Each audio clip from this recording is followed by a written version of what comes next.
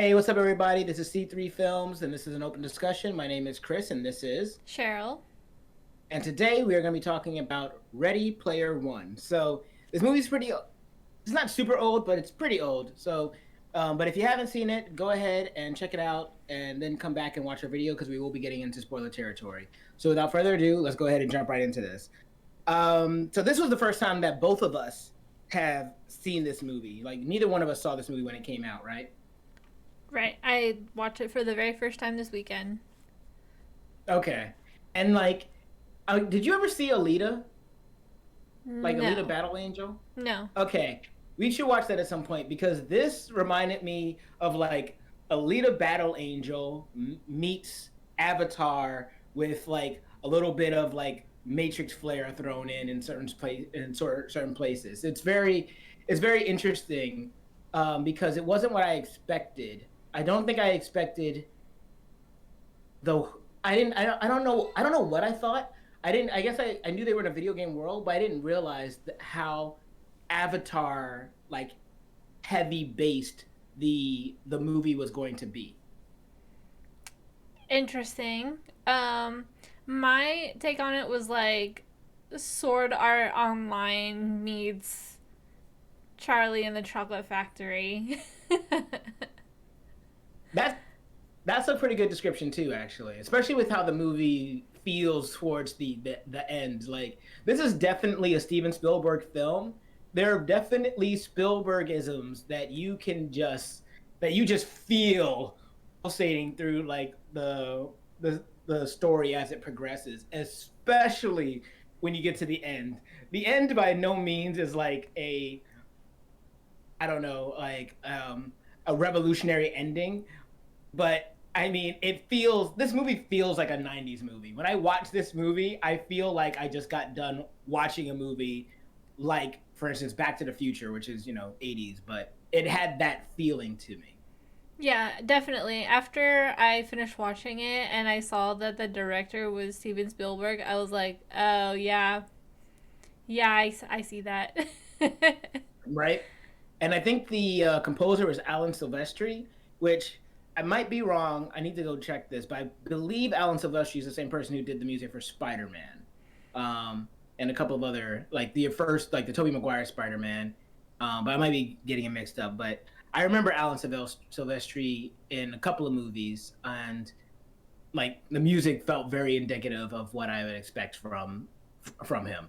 So, but yeah, like I guess in general, how did you enjoy the movie when you knew nothing? You didn't really. I mean, I'm sure you knew that it was a video game based movie.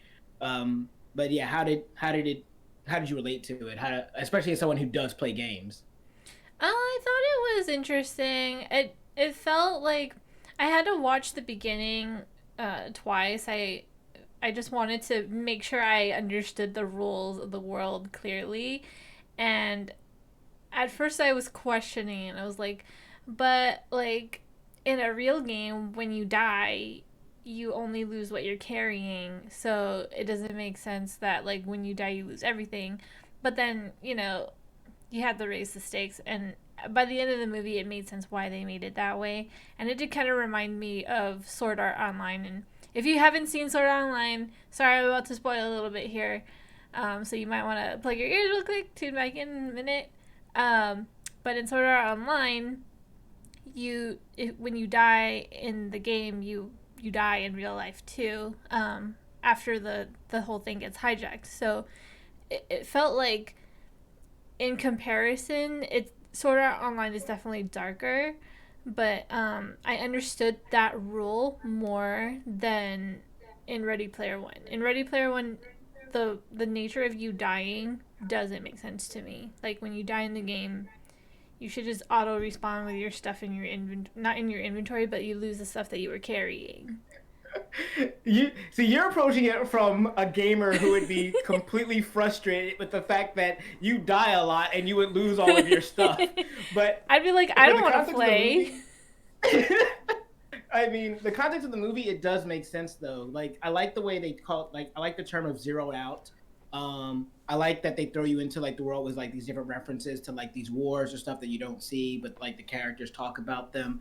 But yeah, but zeroing out makes sense because if you're not going to have people actually die and you want the stakes to matter, then making people basically lose everything that they've ever gotten, even like if they've been playing the game for 10 years and they lose everything, then yeah, it raises the stakes from a story perspective.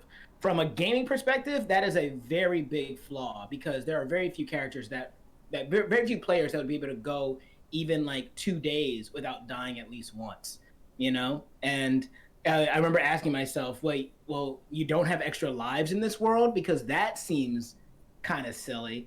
And spoiler alert, like we said, but by the end of the movie, he gets an extra life, and it's cool. At the same time, as somebody who plays video games, I'm thinking to myself, can other people not get? Is this like a new thing? Has no one ever gotten an extra life before? Because that is messed up.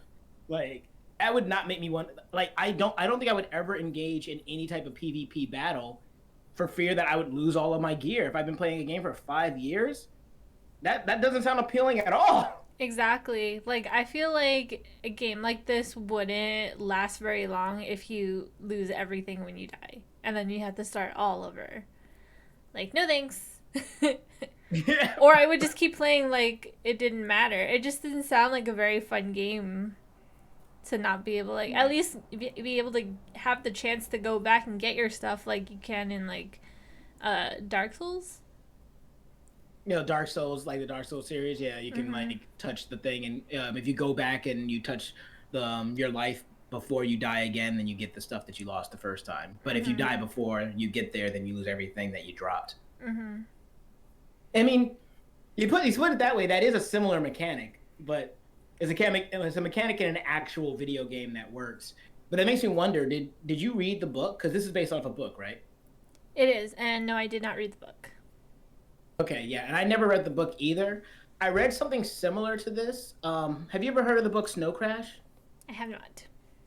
Okay, it's a Neil Stephenson novel, and it has a very similar feel. I think it was written in the 80s, maybe early 90s, but it was kind of before its time. And it dealt with the same concept of virtual world, avatars. The character looks different in the game world, and it's very skilled with a samurai sword, and he has special gear that he actually wears on his real world body that allows him to move with the fluidity that a human would move in real life, while other people who have I guess less expensive gear have like the lag between their brain telling them to do their character to do something and their character actually doing it. But for him, it's instant because he has his full body suit. Because he also is one of the creators that helped make the game, or he worked on it when it was during its inception. But it's this whole world, and you have these creature-looking avatars, and like these people that are blue or whatever, and these are all like real world people, but they kind of start to like live in the game. So I don't know when Ready Player One came out as a novel, but that was what this movie reminded me of, and I really love that novel. That's interesting that it was. It really does sound like it's before its time if they're writing something like that, which is so futuristic. And even now, like, we have, what do you call it? The reality Oculus thing. Yeah, Oculus. Yeah, But even then, it's like not that good because, like, I don't know if you've ever played with one, but you basically you're in a room and you need to be like in a room that's big enough where you can kind of walk around, but otherwise, like, something over. yeah. And I have definitely like fallen over and like walked into walls and stuff. Right.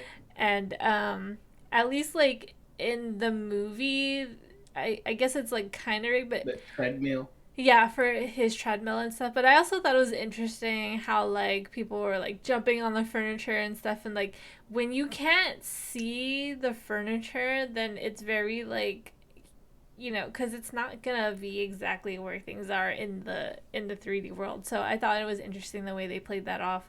But I also thought it was really cool how they had people just running around in the streets with the goggles on, like, and not have any shot of someone like walking into a pole or falling on a car or tripping over the curb or something.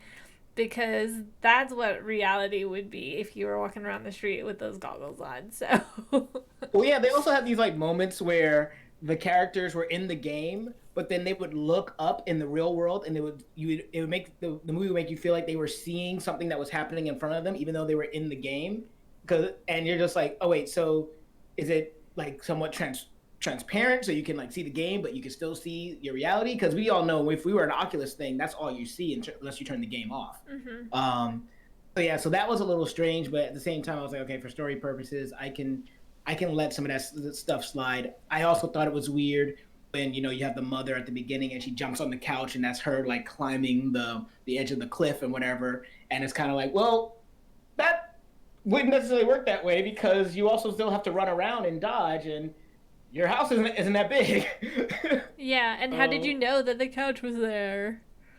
Right? Yeah. So like that stuff was weird, but the treadmill stuff I thought was a nice way of kind of dealing with that. And then like the suits that can allow you to feel pain and everything. Oh, the first thing I thought to myself was, I can see some masochists buying that thing, but most players are not going to want to know what it feels like to actually get shot. Just just saying. I don't need my video games to be that realistic. I don't need to feel the pain of being stabbed with a sword. Like, I'm good, bro. I can go my entire life and never have that experience. Um, but the other thing about this movie is that there's a lot of modern day Easter eggs. So like when the book was written, it definitely didn't have all of these references to properties that are owned by this production company, but or I guess it just got permission. But like, did you? I found myself having a lot of taking longer to get through the movies than I wanted to because I would want to see how many references to pop culture I'd be able to pull out, and there are a lot. And it's not just video games; it's movies, it's television shows. It's kind of crazy, actually. Yeah, it was pretty jam packed with a lot of it, a lot of references, and I didn't get all the references. I'm pretty sure a lot of them flew past me as well, so I just kind of rolled with it. But I knew enough to still appreciate that there were references, and I was like, for I think someone that is more of a gamer, and like I guess even like someone that's more into film than me, um, would appreciate the this movie more than me. Because I Yeah. actually, yeah, because I actually don't think this movie is that good, but I don't think it's bad either. It's just I'm kind of neutral with it. Yeah. No, that makes sense. I There's a lot of things that frustrated me in this movie from a story perspective, which make me just think like this movie is just kind of whatever. But at the same time, it might be because I'm a geek or a nerd. I forget the difference, but like I actually was getting the references when he said, when they say, "Yo, that's Connor's bike from Akira." I'm like, "Yeah, I know." And it's riding right alongside the DeLorean from Back to the Future. Oh, and by the way, that's Tracer from Overwatch. And I do think I just saw Batman Spawn and Battletoads running next to each other, like with their heads in the and their hands in the sky. And there is a freaking Gundam in this movie. There is a Gundam in this movie. What? There's an actual live action Gundam in a movie at right now. And I know they did some like in Japan, but I don't think it looked this good. So yeah, it's kind of crazy. So I had a lot of fun watching the movie and the Shining sequence. Like we've seen The Shining, so I when he turns the corner and sees the little girls, I'm like, yeah, no. And then he starts walking to the elevator. I'm like, blood's about to come out of that elevator, bro. And so it it felt like this movie in many ways kind of rewarded you for the last like 20 years or 30 years of watching movies, because now you get to kind of like see them referenced in this other really big movie. And so like I got to really appreciate things like the Shining sequence. Yeah, I actually thought that was cool that they actually went inside the Shining movie, and actually thought it was hilarious that H was like I don't watch scary movies. And then, like, he sees the two girls, and I'm like, no, no. And he's, like, talking to them, like, you don't want to be in here. And I'm like, no, you don't want to be in You here. don't want to be You in want to turn here. around right now. Like, I felt their frustration when they were just like, "You haven't seen The Shining." I'm like, "Right? What are you doing here? You haven't seen The Shining?" It's like, I don't like scary movies. I don't like scary movies either, but I have seen The Shining. Right? Yeah. So there's a lot of cool references. This movie apparently had Mechagodzilla in it, which was fun to see after was there another movie that came out not too long ago? Yeah. It was a cool fight to watch Mechagodzilla versus the Gundam and the Iron Giant. That was cool. Right. Yeah, there's a lot of just fun stuff. But there's a lot of stupid things in this movie too. Because, for instance, when they trick the guy into thinking that he's in real life, but he's still in the game in virtual reality, why are you leaving the door open that shows your avatar's working behind him? Even if he doesn't happen to look and see a reflection in the like mirror or whatever, he can still just turn the chair and see. It is literally just the difference with him just like, oh, well, you have a gun on me, but I'm just gonna turn because I want to look and see, and then your illusion's ruined.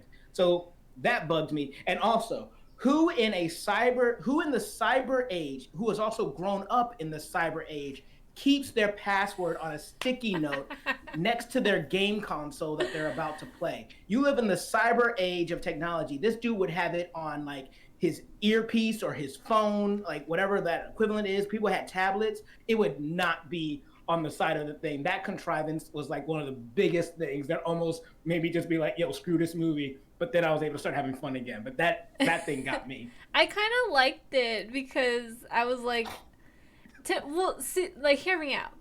The Yeah, reason yeah. why I liked it is because he's the villain, obviously, and it just Right. shows like how he's so dumb, and I like that. I like that he's so dumb that he would write his password on a post-it note right next to like where you like that's like security 101 that you don't write it. Like we have trainings for that in real life that you should never do that. You should never write it down and put it right in front of the thing. On the laptop screen. That's what I used to block my camera. No. but but I thought it would see when he looked over his shoulder and saw the reflection.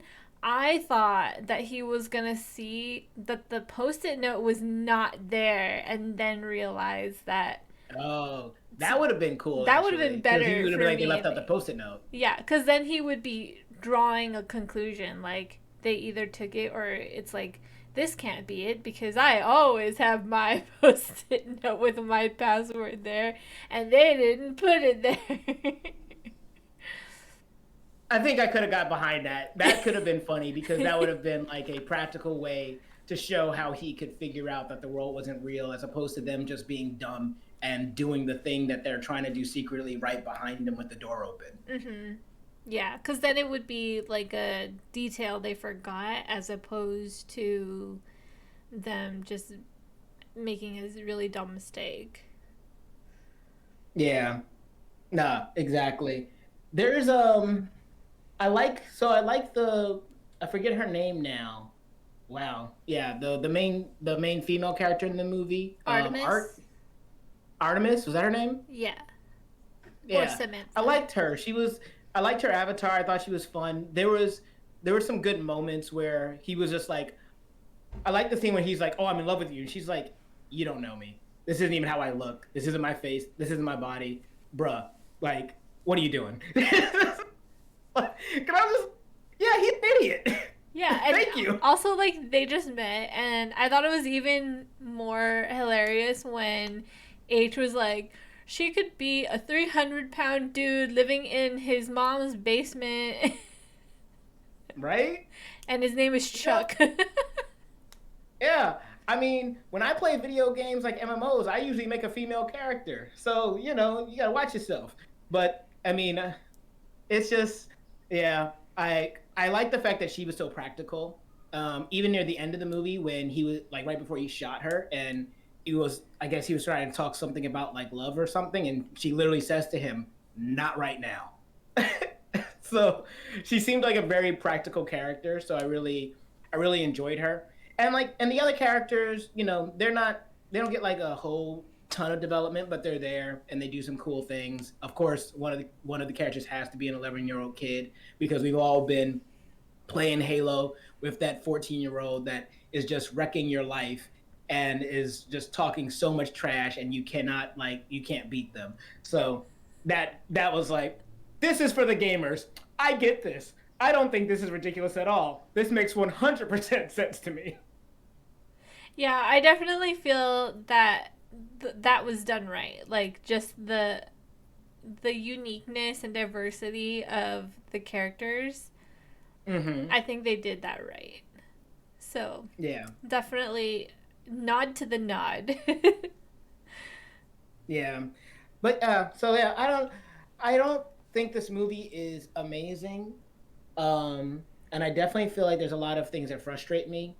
But at the end of the day, when I ended it, I felt grateful to be able to recognize the references. It made me kind of feel just really proud to be able to understand what was happening or what they were showing because they didn't always explain it, and being able to pick out, like, pause the scene and be able to pick out a lot of the characters that they chose for avatars and think to myself, oh my gosh, an animator actually had to sit down and put all these details in here that most people are gonna miss. Um, but it's like you kind of get a glimpse, and that's enough. Um, all of that made it so that by the time I got to the end of the movie, even though the end of the movie is so cheesy, it is so cheesy, it is so 90s, but I don't know. I liked it. It's just, well, I mean, I gotta Cheryl, tell when the you, movie, what? I gotta tell you, I hate it when people just clap and cheer when something happens, like when the main characters achieve their thing, and like random characters, even like the ones that were working for the other side, are clapping and cheering, and I'm like, I hate that. That's like the worst thing you can put in your movie, in my opinion. Well, oh, you mean besides the narration besides at the besides the beginning? voiceover, but you know what, I didn't mind the voiceover because I was like, it's that kind of movie, and they establish it very early on, so Right. it works for that kind of movie. So but the cheering doesn't work for me in any kind of movie. So Well, the thing that got me was where I'm like, they reach the end of the movie, and then Simon Pegg just shows up, and like they try to like ask where he's like, "Hello, how did you get here?" And he's like, "Oh yeah, everybody's been watching." And I'm like, "Yeah, even if you were watching within the state, you still could have been like, 50 miles away. Like, what?"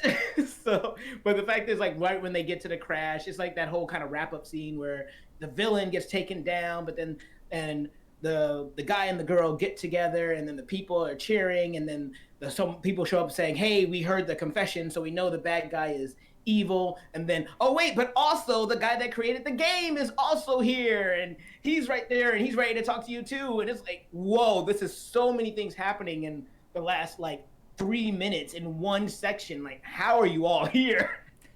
I think So, that the thing at the end that bothered me the most was when what's his name, Serrano, Ser- what's his name, the villain, oh, Sorrento. Sorrento. Sorrento. Sorrento shows up, and like the people on the stacks are like, "You're not getting past us," and then he whips out a gun, and they're like, "Okay, go on right ahead, right up to the truck, and go ahead, don't shoot me, you can go ahead and shoot the kids, go for it." Just don't shoot me, just go on right by all of us, we all are okay with it now, just don't shoot us.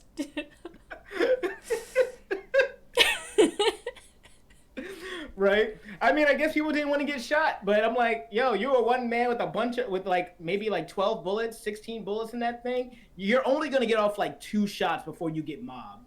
Like, seriously. But I guess nobody wanted to be the one person that might get shot. But he was even walking with the gun up in the air like this. Yeah, and I I feel wasn't like walking like this. what I would do is I would let him, I would be like, "Oh yeah, okay, go right ahead." And then as soon as he passes me, just whack him on the back of the head. Right, chop. They all play video Done. games. now, They know how now, to. now you all can cheer. Yay! Oh man, that reminds me. The villain in this movie, the henchwoman. They Finale, met. What's up? finale. Finale. Oh my gosh. Yo, like the stunt person that had to play her took like one of the worst falls I've seen in a movie. They're in a moving truck. Like if for guys, if you like haven't seen it, they're in a moving truck and she's fighting, and it's really cool, like kind of scene in like the moving truck. And one of the people kick like Ty Sheridan kicks her out of the moving truck. She literally falls out of the moving truck. The camera stays on her, falls out of the moving truck, bounces off the ground, and then rolls. And I'm thinking to myself, that's not CG. A stunt person actually did that. Yo, I cannot. Yo, you got messed up. I felt so bad for that character. Yeah, it looked real and it looked super painful. And then we see her later in the back of the cop car, and she has like one cut, and I'm like, okay, that does not equate to me in my mind from what you showed me earlier. But all right, it's that kind of movie. Right. Exactly. So it's definitely a kids movie. No one even dies in this film except oh no wait, not true. Two people die in this movie, but that's it.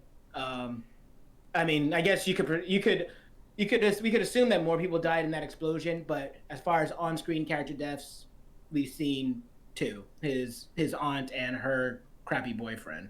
Yeah, Um, that's the other thing. so It's like after she dies, like, I mean, we already know he doesn't care about the dude, but after his aunt dies, he's just like, he's upset for like a minute, and then he sees Samantha, and then he was like, oh, I just want to be in love with you, and like, nothing, there's no mourning, there's no crying, he doesn't say anything about her, and it just like takes away the relevance of the death that you might as well have not even put it in there. Like, what was even the point yep, of killing her exactly. off? And he says something to Saranto or whatever, where he's like, "Oh, you killed my mom's sister," which I thought was also awkward when he was saying it. I was like, you don't want to just say Just your say aunt? aunt. My aunt. You killed my aunt. I'm pretty sure if Peter Parker saw that Aunt May got killed by Green Goblin, he wouldn't go to the Green Goblin and say, "You killed my mom's sister." It's like, You killed my mom's brother's aunt on my his father's side, twice removed, and yeah, I'm mad. for sure. Yeah. No, so it's just it was. I had a fun time. I had a fun time. I wouldn't, but like I said, I wouldn't say it's a great movie. But I don't think it's bad either. I was entertained and I enjoyed myself by the end. Yeah, it definitely had its issues. I think I pointed out the major ones for me. For But sure. yeah, I still, despite those things, I still had a good time. Those were just things that like I could look past. And as the movie was going, I was just kind of like, but oh well. Like, there's no point in trying to like break it down and like deconstruct it. Like, a lot of the times I'm just like, okay, I'm gonna just let this happen. But the things that I mentioned were like the main things where like I just couldn't let it go. I have to talk about this. I'm not okay with this. For sure.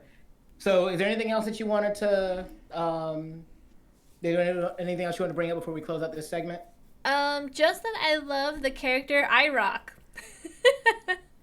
I Oh love my god, you mean I love TJ his Miller? yeah, I love his screen name. I love the guy that plays the voice of him, and just his character in general was funny. Like, you just bit right into the center of the Tootsie Roll Pop.